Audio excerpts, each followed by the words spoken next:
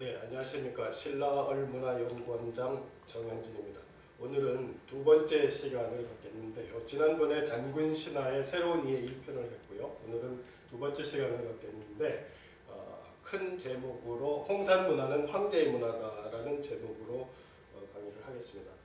요임금 말년에 북경 북쪽으로 이주했던 공공이 후기 홍산문화의 유산을 이어받은 곰부족과 연합해서 단군조선을 세웠다 하는 주제로 오늘 강의를 할 텐데, 특히 홍산문화와 한민족과의 관계를 설명하는 과정에서 최근 중국에서 홍산문화가 황제계의 문화라고 주장하는 것과 연결해서 한번 이해하는 시간을 갖도록 하겠습니다. 강의 내용은 첫째는 지난 시간에는 단군 신화의 환웅 세력이 중원 지역에서 황하 문명을 주도했던 공공 세력이었다는 얘기를 했어요.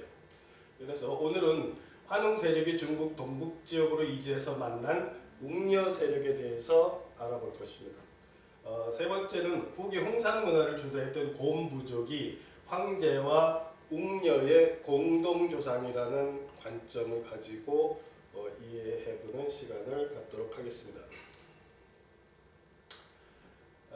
유전자 조사로 살펴본 한국이라는 제목으로 지금 이 자료를 가져왔는데요. 이 자료는 그 유전학 분야의 세계적 권위지인 그 네이처 리브 오브 제네틱스의 2003년에 게재됐던 영국 생물학자의 조사 결과인데요.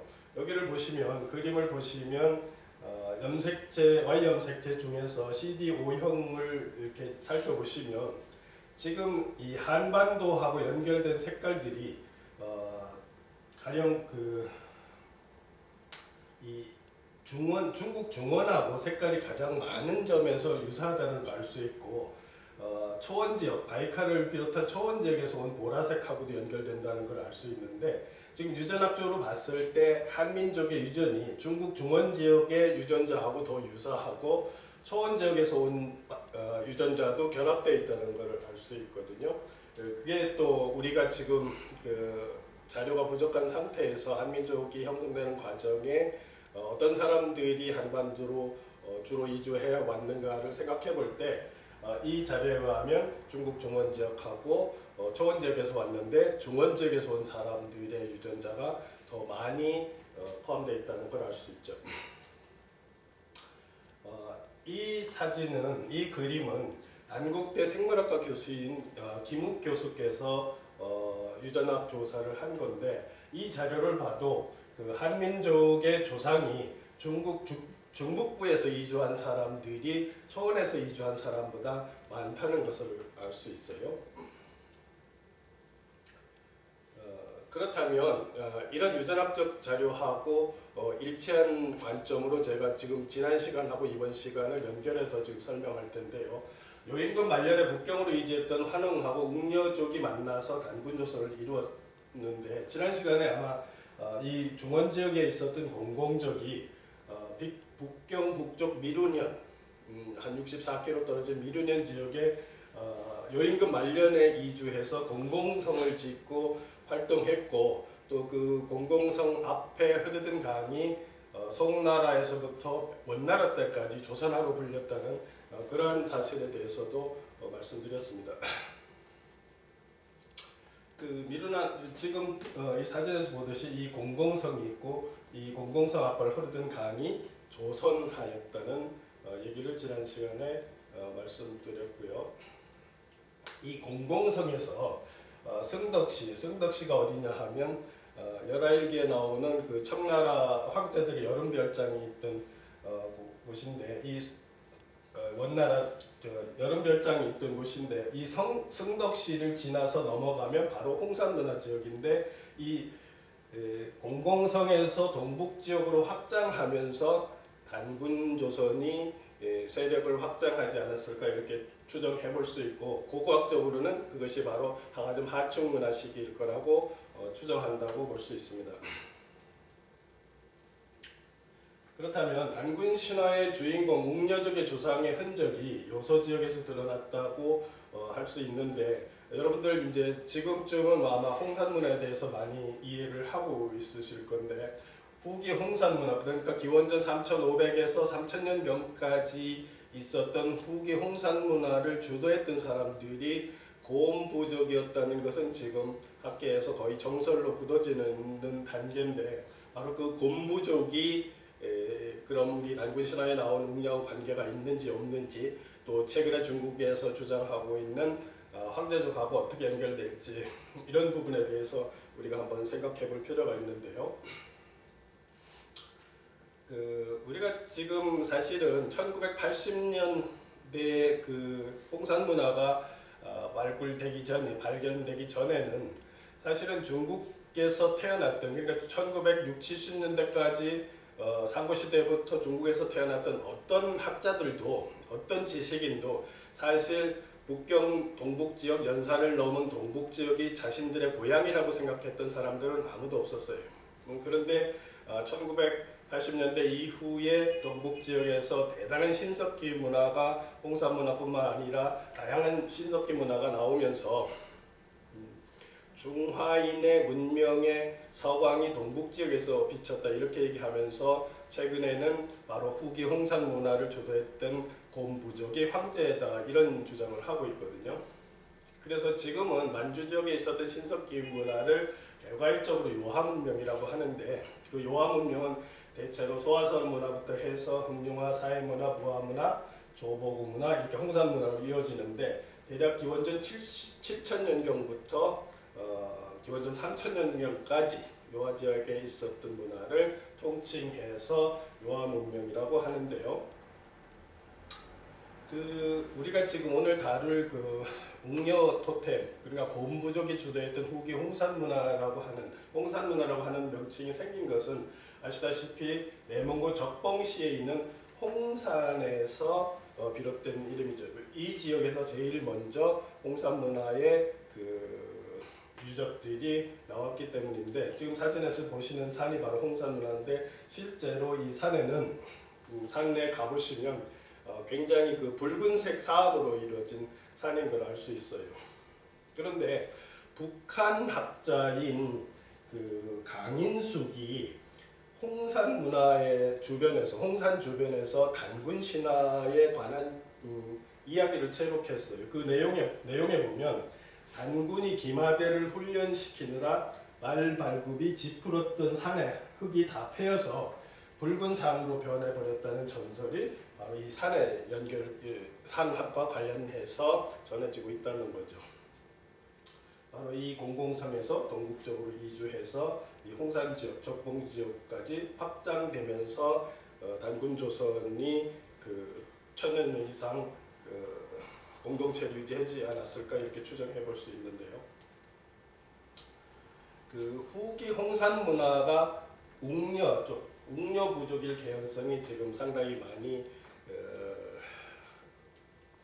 추정할 수 있는 그런 가능태가 드러났는데요.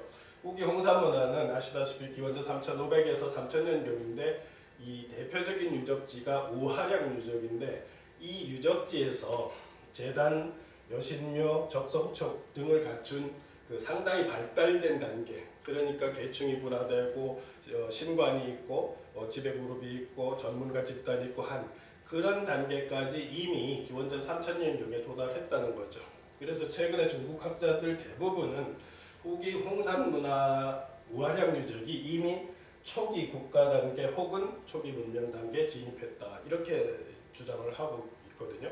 그렇다면 과거 사실 홍산 문화가 나오기 전만 해도 대부분의 학자들이 단군 신화를 부정하는 논리 중에 하나가 뭐냐 하면, 기원전 2330년경에 어떻게 국가가 이루어질 수 있느냐, 청동기가 우리 한반도하고 요동 지역에서 빨라도 기원전 10세기를 넘지 않는다, 이런 주장을 하면서 불가하다는 그런 논리를 폈었는데, 지금 말씀드린 대로 후기 홍산 문화 시기에 이미 초기 국가 단계에 들어갈 수 있을 만큼 문화가 발달했다는 그러한 고고학적 결과물이 나오면서 기원전 2400년경은 2300년, 그러니까 단군 기원을 했을 때 2333년경에는 충분히 초기 국가 단계 혹은 국가 단계의 공동체가 홍산문화 지역에 있었다고 충분히 추정할 수 있게 된 거죠. 그 홍산문화 우하량 지역에서 나온 여신묘가 바로 이게 지금 발굴 현장에서 발굴했을 때 모습이고, 이 발굴한 모습을 토대로 해서 당시의 신전을 모형화시키면 이런 형태로 지금 볼 수 있고요. 또 그 지금 여신묘에서 한 500m 정도 아래 지역에 가면 이렇게 삼원으로 된 천단이 나왔고, 오른쪽에는 사각형으로 된 적석총이 나왔는데, 그래서 동북아 혹은 중국까지를 포함해서 천원지방이라는 그런 사상이 비롯된 곳이 바로 홍산문화가 아닐까 최근에는 그렇게 생각을 하고 있고요. 이 천원지방에서 하늘 재단을 나타냈던 홍산문화지역에서 나타냈던 재단이 바로 지금 북경에 가면 천단이라고 해서 있어요. 천단이라고 있는데, 이 천단을 보면 바로 삼원단으로 해서 하늘의 제사를 지냈는데, 이 삼원단으로 해서 하늘의 제사를 지내는 문화가 이미 기원전 3000년경에 홍산문화 지역에 있었다는 것은 우리가 대단히 중요한 고고학적 발견이고, 홍산문화 지역이 동북아시아의 어떤 모태 문화의 하나로서 굉장히 중요한 자리를 점하고 있다는 걸 알 수 있죠. 거기에 보면 적석총도 있고, 제가 이 사진은 제가 2003년도 4년경에 현장을 직접 방문했을 때 홍산문화 그 적석총이 있고 천원지방이 있는 그 공간에서 제가 사진을 찍은 장면이고요. 그럼 이 후기 홍산문화를 주도했던 사람들이 누구냐고 했을 때 바로 곰부족이라는 것이 밝혀졌다는 것이 우리에게는 굉장히 중요하죠. 왜냐하면 우리 단군 신화에는 외부에서 이주해온 환웅 세력과 현재에 있던 곰 토템 세력과 호랑이 토템 세력이 함께 어우러져서 살기 시작했는데, 곰부족과는 긍정적으로 연합을 했고, 호랑이 부족은 외부로 밀려난 그런 상황으로 추정되는 단군 신화가 우리한테 전해지고 있기 때문에, 바로 곰 토템 부족이 만주 지역에서 상당히 주도권을 가지고 활동했다는 고고학적 자료가 나왔다는 것은 우리의 뿌리를 추적하는 데 굉장히 중요한 단서가 되는 거죠.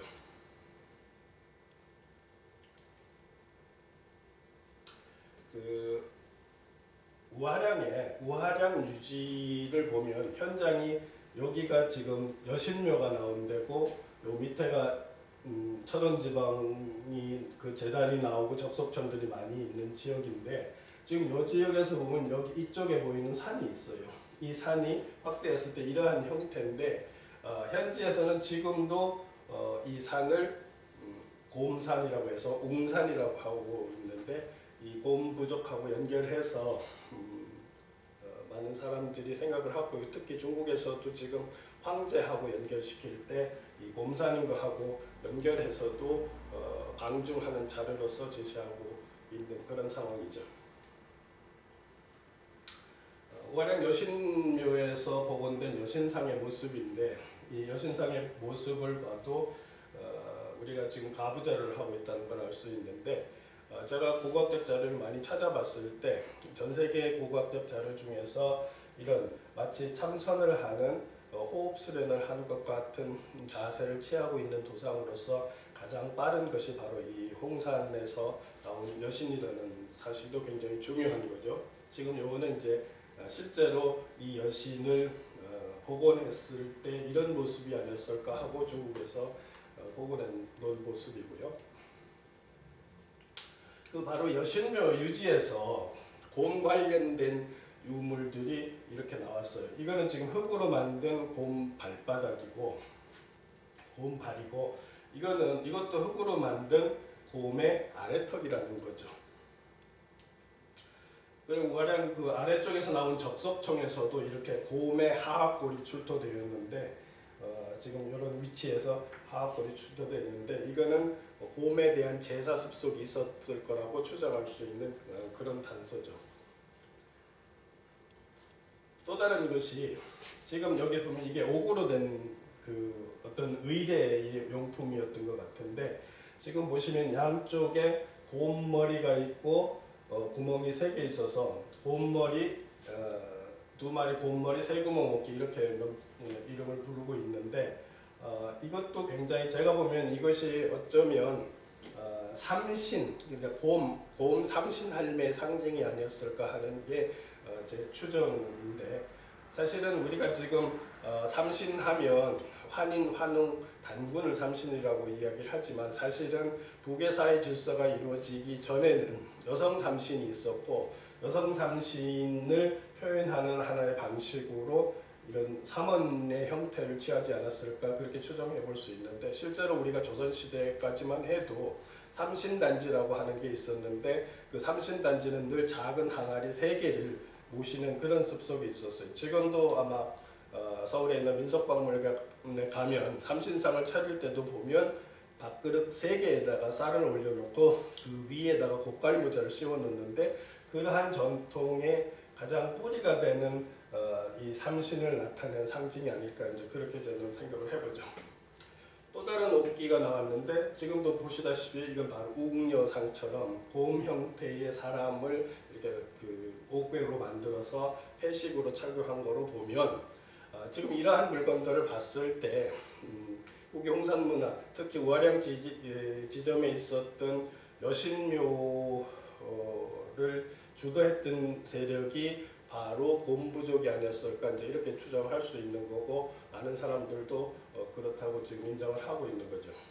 실제로 그 여신묘 주변에서 다양한 토템을 표현한 그 옥기들이 나왔는데 그 곰 여신의 가장 가까운 데 있었던 것이 바로 곰 토템이었다는 걸 가지고 이 신전의 주도 세력이 곰 토템을 가진 그 곰부족이었을 거다 이런 주장들을 현재 하고 있는 실정이죠.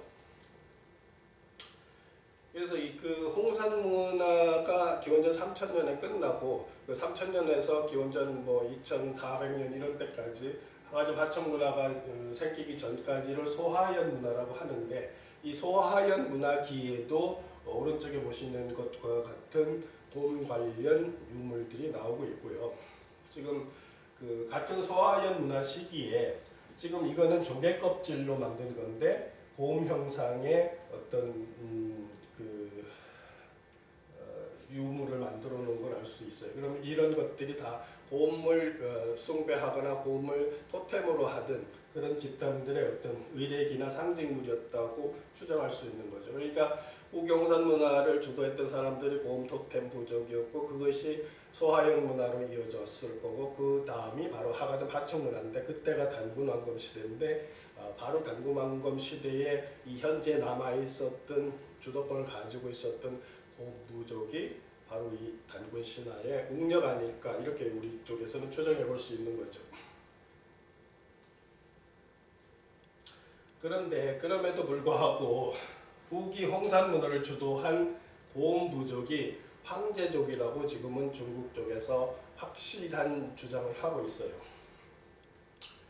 원래는 그 초기에 홍산 문화를 연구할 때만 해도 처음에는 상족의 원주지라는 그런 표현들을 많이 쓰고 또 황제와 전후 고양시의 고향으로 이제 지금은 완전히 이제 둔갑되어 있는 상태죠. 그러니까 한마디로 말해서 후기 홍산 문화 지역을 주도했던 세력이 황제계고 그 황제계가 중원 지역으로 내려왔다. 이런 논리가 지금 중국에서 거의 정설처럼 이야기되고 있다는 거죠.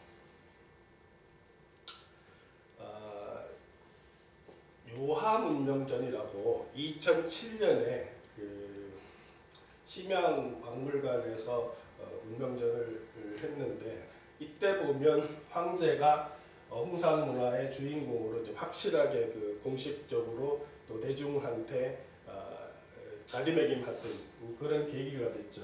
그래서 여기에 보면 여기 황제 집단은 홍산 문화를 대표하는 집단이 황제 집단이 이렇게 하고 연산 산맥의 남북 지구에서 주로 활동했다 이렇게 표현을 해놨고 이 사람들은 어렵 위주의 경제 활동을 했다.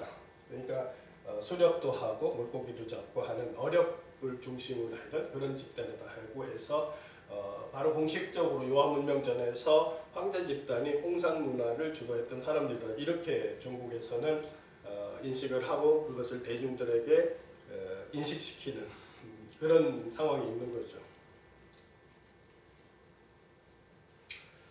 중국 사람들이 후기 홍산 문화를 황제계의 문화로 보는 근거를 제가 살펴볼 텐데요. 첫째는 전설에 따르면 황제는 일정한 거처가 없이 여기저기 옮겨 다녔다고 하는데 이러한 생활 방식은 북방, 유목, 어련 민족의 습속과 강하게 연결된다 하는 것이 하나의 방중 자료고, 둘째는 황제가 치우와 전쟁을 벌였다는 탕록 지역, 그러니까 우리가 알고 있는 탕록 전쟁을 했던 지역이 오늘날 하북성 서북부의 상가나 상류인데 이곳이 바로 요서 지역과 인접해 있다는 거고요. 셋째는 주나라 무왕이 황제 후손을 개로 보냈는데 지금 현 북경 동북 지역에 있는 지역이거든요. 이 개에 보냈는데 그 지역은 오늘날 연산 남쪽의 장성 아래이고 이것이 황제의 연고지였기 때문에 그랬을 거다. 이렇게 이제 추론을 하는 거죠.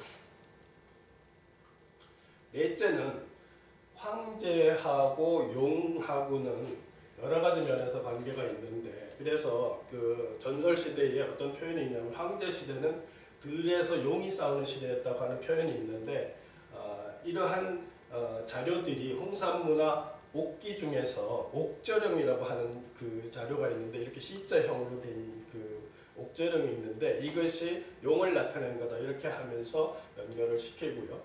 다섯째는 옥저령들 중에는 곰을 원용을 하는 웅용, 곰용이 있는데 여신무와 멀리서 호응하는 곳에 아까 말했던 산봉이 하나 있는데 그 형태가 돼지 머리를 닮기도 하고 곰의 머리도 닮았는데 머리를 닮았는데 현지에서는 이 산을 곰산이라고 부르는데 이 산을 웅산이라고 부르는 것과 황제를 유웅씨라고 부르는 것과 관계가 있을 수 있다 이렇게 얘기를 하는 거죠.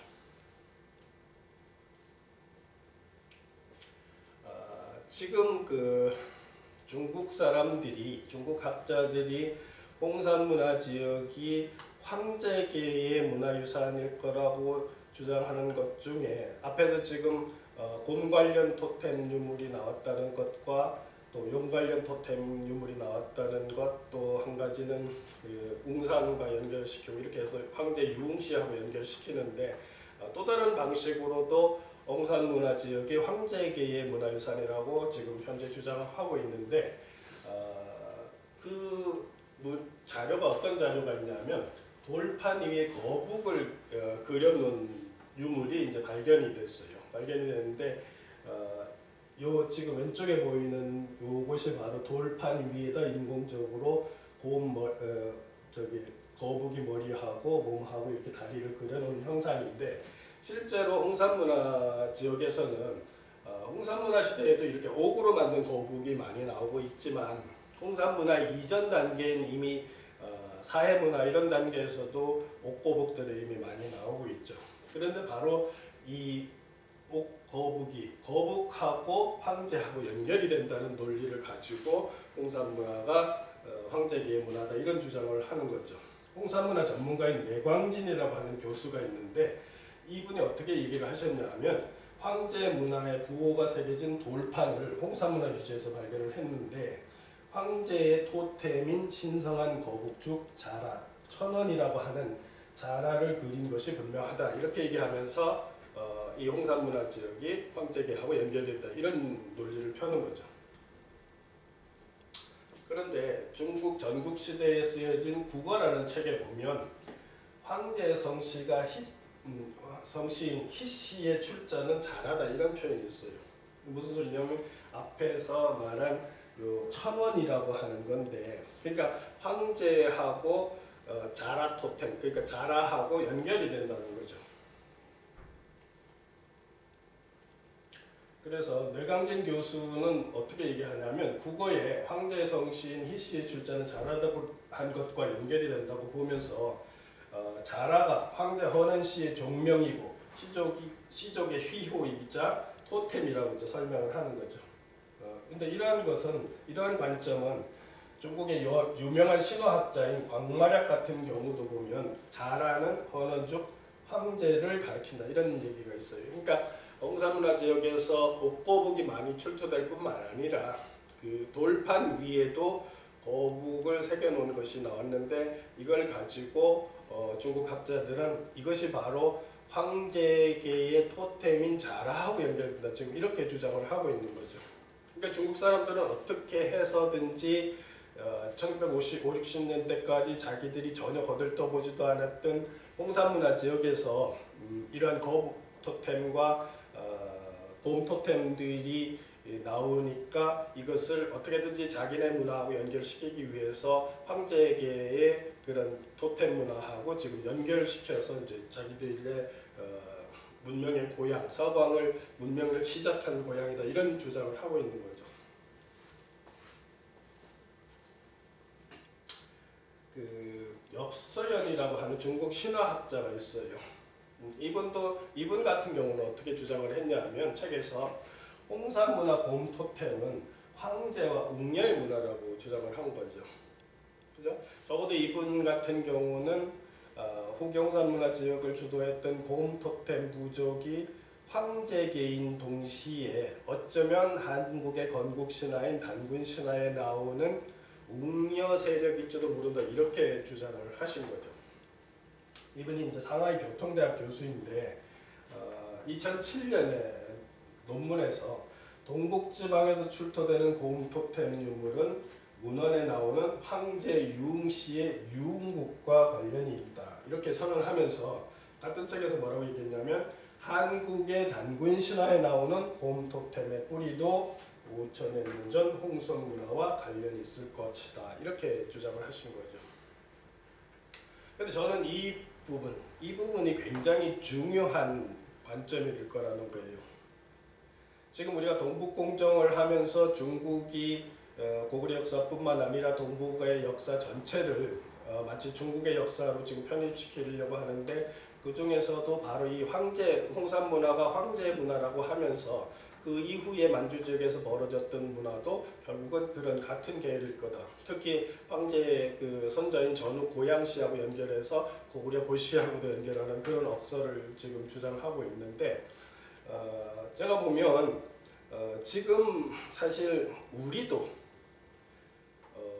지금 요서 지역이 곰토템 문화가 후기 신석기 시대에 있었을 거라는 전혀 예측을 못했고 중국 또한 전혀 예측을 못했는데 80년대 이후에 실제로 고고학적 발견을 통해서 그 지역이 곰 토템 부족이 주도했던 문화였다는 것이 지금 현재 밝혀진 이상 그리고 중국 쪽에서 주장하는 이것이 어쩌면 황제계의 문화유산이라고 일 거라 가능성이 높다고 주장하는 그런 측면을 무조건 거부할 것만이 아니라 바로 지금 엽서연의 관점처럼 어쩌면 그것이 동북아 시대 모태문화이고 그 모태문화인데 그 모태문화의 그 후기 홍산론을 주도했던 사람들이 곰부족이었고 서력 지금 중국의 주장을 인정해서 황제계가 중원적으로 내려갔다고 해도 우리 입장에서는 그 곰 토템 부족이 100% 다 내려간 것이 아니고 자녀 세력이 있었을 거고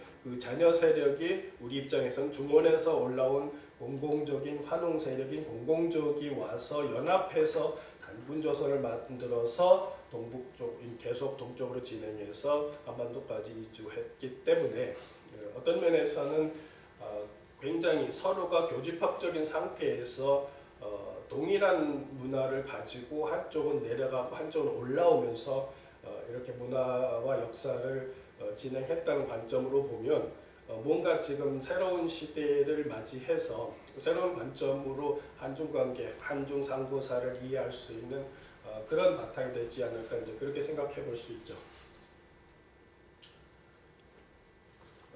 중국 역사이진 이중텐이라고 하는 분도 한국에도 지금 책이 많이 번역됐고 이분은 중국에서 책을 한 권 내면 거의 낼 때마다 몇백만 부씩 팔려서 거의 재벌 수준인데 이 이중텐의 글에도 보면 중국인들이 황제 토템이 곰일 것이라고 생각하는 사람이 가장 많고 그 다음에는 천원, 그러니까 자나나 거북일 것이라고 생각하고, 일부에서는 그 산해경에서 말한 것을 토대로 해서 뱀이나 용일 것이다 이렇게 보는 사람들이 가장 많다, 이런 조사를 했었죠. 그래서 이들 토템의 발원지가 사실은, 그러니까 무슨 소리냐면 곰 토템, 용 토템, 자나 토템 이런 것들이 다 동북 만주 지역에서 발원한 토템이라는 거예요. 그러니까 그 홍산 문화보다 빠른 기원전 한 5천년 경에 있었던 사해 문화 지역에서 보면 이미 그 뱀 토템이 그 주 토템으로서 마을 공동체 중앙에 그 이렇게 뱀의 형상의 구조물을 만들어 놓은 것도 지금 고고학적으로 밝혀지고 있거든요. 그래서 최근의 관점, 그러니까 최근에 중국 사람들의 관점은 홍산 문화 지역이 황제계의 문화일 거라는 거죠. 그러니까 우리가 이런 부분은 좀 객관적으로 심각하게 받아들여야 되는데, 최근 많은 어떤 분들은 계속 지금 홍산 문화 지역이나 그 이전의 문화가 단군 시대 이전의 환웅 시대의 문화일 거다 이런 표현을 하는데, 사실 단군 신화를 보면 단군은 분명히 이주 세력이기 때문에 제지 세력으로서 계속 환웅 세력이었던 단군 세력으로 바뀌고, 이런 논리 자체는 단군 신화의 신화적 구조하고는 좀 괴리가 있다 이렇게 저는 생각을 하는 거죠. 그 중국에서 또 요새는 사실 우리가 고고학적인 자료보다도 그 유전학적인 조사를 통해서 민족의 원리를 밝히는 또 민족의 이동을 밝히는 그런 조사들을 많이 하고 있는데요. 이 자료 같은, 이 지금 사진에 보이시는 자료도 중국 과학원에서 발표한 자료예요. 중국인들의 형성도인데 Y염색체, 남성에게만 유전자가 유전되는 Y염색체를 조사해서 중국인들을 표본 조사를 해보니까, 중국 과학원에서 해보니까 어떤 결과가 나왔냐 하면, 대부분의 중국인들은 서북 쪽에서 내려온 사람들과 동북 쪽에서 내려간 사람들이라는 거죠. 그러니까 이런 자료들도 어쩌면 지금 홍산 문화가 나오고 나서 홍산 문화하고 중국 중원 문화하고 연결시키기 위한 방편으로 연구했다고 하면 좀 지나칠 수는 있지만, 어쨌든 여러 가지로 지금 중국 사람들도 동북 지역에 있었던 그 후기 신석기 문화하고 신석기 문화하고 중원하고 연결이 되고 있다는 것을 지금 주장하고 있는 거죠.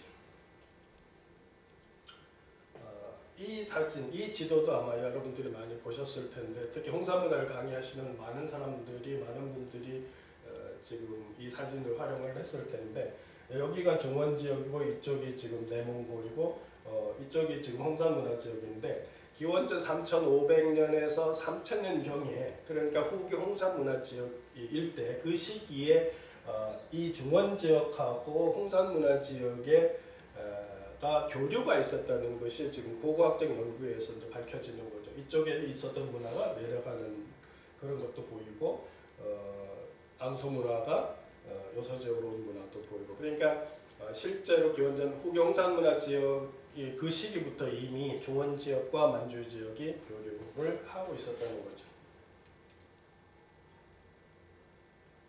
홍산 문화 얘기하실 때 여러분들이 늘 우시라 교수가 강의하는 것을 아마 많이 보셨고 설명을 많이 들으셨을 텐데, 우시라 교수가 주장하듯이 요하 문명은 어쩌면 동북아시아의 거의 모태 문화로서 기능했다고 보는 것이 더 합리적이고 바른 역사 이해가 아니겠느냐는 거죠. 그러니까 요하 문명에서 서남쪽으로 진행해서 내려간 문화가 있고 사람들의 이동이 있었고, 또 일부는 동쪽으로 해서 한반도로 들어온, 그러니까 우 교수가 얘기하듯이 그 A폼의 문화 벨트가 있었다고, 그런 관점으로 보는 것이 어쩌면 우리가 통일시대 혹은 앞으로 동북아 시대가 이렇게 벌어졌을 때 한중 간의 역사가 대립적인 역사가 아니고 사실은 서로가 교집합적인 관계가 있는, 함께 할 수 있는 여지가 있는, 그러면서도 차별적이고 독자적인 문화가 있는 그런 관점으로 이해할 수 있는 그런 틀을 마련할 수가 있다는 거죠. 그런데 사실은 아까도 말했지만 1950년, 5, 60년대까지 중국에서 태어나고 죽은 어떤 지식인도 사실은 북경, 동북 연산을 넘어가 자기 신들의 조상들의 고향이라고 아무도 얘기를 하질 않았는데 최근에 홍산문화가 건부족하고 연결되는 많은 자료들이 나오면서 혹은 뭐 자라니에서 황제계하고 연결되는 자료가 많이 나오면서 이게 황제의 고향이다 이렇게 주장을 하지만 사실은 내부적으로는 아직도 그렇지 않다고 주장하는 중국의 학자들도 많이 있죠. 또 자료상으로 봤을 때 그 산해경이라는 책이 있어요. 아시다시피 산해경은 전국시대에 편찬된 거로 추정이 되는데 전국시대의 중국 중원 내부 지역과 외부 지역 전체의 어떤 지리지 성격을 가지고 있는데 거기에도 보면 황제의 고향이 어디라고 추정할 수 있는 내용이 있어요. 유사의 동쪽, 흑수의 서쪽에는 조은국과 사체국이 있고 그곳에서 황제의 아내 내조가 장이를 낳고 장이는 약수에 내려가 살며 한류를 낳았다 이런 말이 있어요.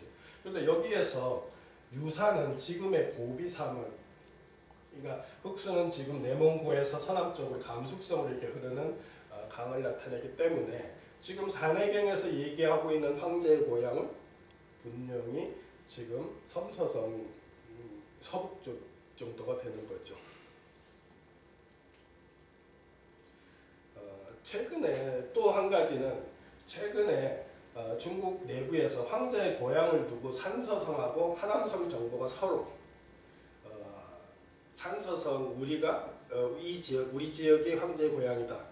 또 하남성 정부도 이 지역이 황제의 고향이다. 이런 이제 다툼을 하고 있는데 지금 이 사진 같은 경우도 보면 하남성에서 20년에 걸쳐서 큰 산 하나, 바위산 하나 전체를 이렇게 황제하고 염제상을 이렇게 만들어 놓고 기념하고 있거든요. 그러니까 뭐냐 하면 홍산문화대로 연구하고 거기가 황제계의 고향이라고 주장도 하지만 내부적으로는 아직도 섬서성, 이렇게 전통적으로 섬서성 쪽이 황제의 고향이라는 얘기들이 많은 자료가 있으니까 그쪽이 황제의 고향일 거다 하는 사람들도 있고 또 아니다 하남성에서도 아니다 여기가 황제의 고향이다 이렇게 주장하는 세력들이 있는 거로 봐서 넓은 의미에서 보면 아직도 중국에서는 황제의 고향이 정확하게 어디였다는 것을 합의하고 있지는 않지만 적어도 홍산문화 자료와 관련된 논문이나 책들에서는 최근에는 분명히 북의 홍산문화를 주도한 세력이 황제일 거라고 주장하고 있다는 거죠.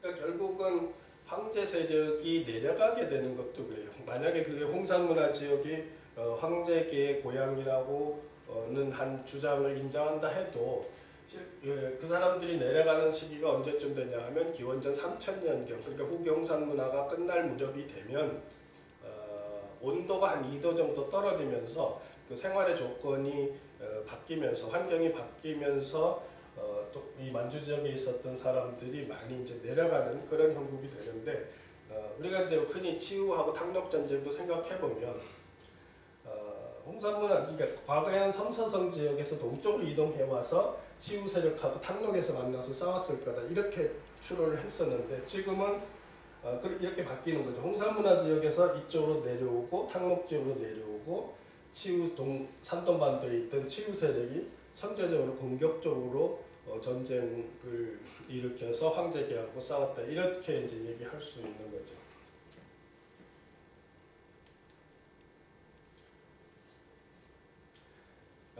그러면 지금까지 알아본 내용으로 하면 우리가 단군 신화에서 단군 조선이 성립된 위치가 어딘가를 추정해 볼 때 중원 지역에 있었던 환원으로 추정되는 공공 세력이 동북 지역으로 이주했고 동북 지역을 주도했던 당시의 세력은 그러니까 요임금 말년의 세력은 곰부족이었을 거고 그 곰부족은 후기 홍산문화의 후예였을 건데 중국 쪽에서 그것이 후기 홍산문화가 황제기의 문화다 이렇게 주장을 하면 우리 입장에서는 어떻게 되냐 하면 웅녀는 환웅인 공공의 비였다는 거죠.